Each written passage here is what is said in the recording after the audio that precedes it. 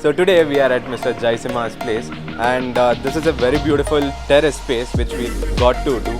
And as usual, we started with our fruiting plants and flowering plants for the first stage. We have a lot of things to do in the upcoming days, and this was first stage of his garden.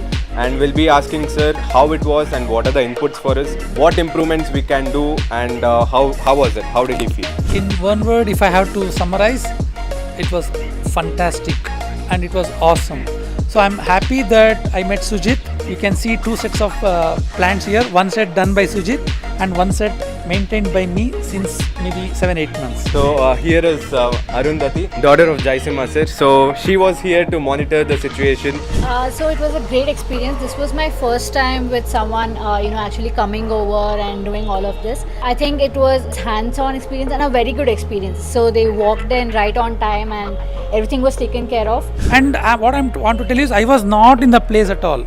I just left it to my daughter, and everything when I came back home, it's perfect. So I'm really happy that it has come out well. So I think these guys require a huge shout out, and I hope you guys become the brand name. When I think of gardening, I think these guys should be the one you guys should get in touch with. Thank you. Thanks a lot for the input.